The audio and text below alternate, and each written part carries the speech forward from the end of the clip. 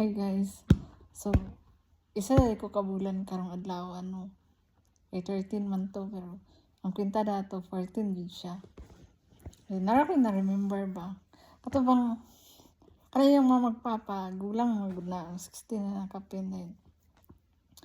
Atong time nga pag-abot na ako murag alas 12 siguro kapin abot sa balay nila sa sayang ginikanan. Ayun. Naligo, gusto ko maligo na kay 12 pa, 12 ako nang gikan diya sa Pilipinas no, then abot ko dere 13 pero sa ato 14 na to siya, so kibali tulo ka adlaw wala ko ligo as in mo nang pag-abot na ako gusto kong kuan kay maulaw di ako kay kabalo ko ni maho na jud ko. Gusto ko maligo then na may kuan na may giandam yung mga jacket, mga sabon, mga tanan-tanan para nako. So anak si kit nga. So may gusto nimo kaon ka, gigutom ka or matulog ka or unsa man. Anak ko nga gusto ko maligo kay kabalo ko lain na jud kay kog baho din. Moto kanang naligo ko din. Paggawas na ako ana iyang mama. Wala ka dahil mi sa imong papa kay kuan matumig groceryhan din, mag-grocery mi din. Dati alaw ni kit nga wala man siya yung nakatingog dayon din. Ito, naglakaw sila dayon. Mga 1 hour daw sila. Then ito, pagsulod na ko sa kwarto, sikit nga. Then katawa siya, then anak ko ano ka na siya nga. Surprise daw siya kay dili daw na ginhapon iyang papa nga mo adto gusterihan. Then tigulang masakit mo na iyang tuhod, dili na siya mo katindog og kanang dugay bitaw. Kaya malingkod na siya kay gulang na ba. Diyan na siya mama nga gidala ta iyang papa. Ginapon na dalog groceryhan nga gulang di mo daw na jud mo uban-ubang groceryhan kay di ba na lakaw dugay. Gidala niya na siya maadto sila groceryhan. Katawa ko nikit kay ana siya nga gilugaran daw mi sa iyang magpapa. Ay naligo ako. Gusto ko maligo kay baho na magug kay ko niya. Lahi magud lahi diri no kay maghalog-halog jud mo, maghagay jud mo kanang magabita magkita. Bisag dugay na din basta mulakaw or nang example mo bisita mo dito sa ilaha, nag-abot kanang maghag ana din.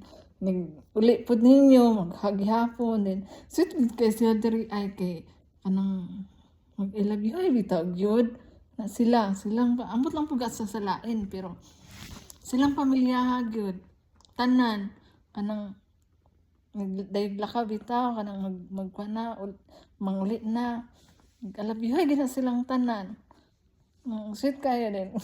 Nakatawa lang ko ato ba kay gilugaran na daw may ingon si gilugaran sa iyang mga magpapa. Yung papa ba kay naangin nga sakit biyan tuhod ato. Magkatawa ko kay nomdom. Then, hindi mo magpapasit ng hapon. Makalog-halog yun na sila bisag. Nagod may tanaw. Istorya may. Makita ni mo bang kung bitaw kayo sila nga pamilya. Ba yun? Una, daghang kuan. Wala man kayo ko na culture shock diri. Magamay ra ka ng ana ka ng kay ako dili ako dili man singang dili na ang pamilya ka. Dili gid ana sa tuwa biya ka ng Pilipino kasagara kanang kwarta-kwartaan ana biya no sige mo inana at kaming takabukid kay dili biya mi inana. Dayon kuan kanang ano yung papa no basta madto mi dito basta mukaon mi gawas kanang restaurant yung papa dyan mo bayad tanan dahil biya diri kay kanang uban kanang tunga sa Beronon ba ang uban kami iyang papa dyan ay mubayad kada kaon na gawas retired na iyang papa wala na nagabaho din gulang na jud ba mga 16 mo gud po nakapin din ay hadyo ng papa mo kuantanan mo bayad tanan dayon yung sikit kana yung papa sa una stricto daw na then pag anak na anang kamanghuran nila kay bayi na murag na kuan siya ba sarap anak lang bayi god Gasunod silang kitulo ka buklaki. nang stricto gud, gi-stricto gud sila kay nga lalaki biya. Then wala ra man kay ko nakuan kay ug mingaw anad naman ko kuan lang. Kanang naistoryahan ba. Ambot ngano nga kabasa man ko. Kabasa man jud ko ka sabot po kog English.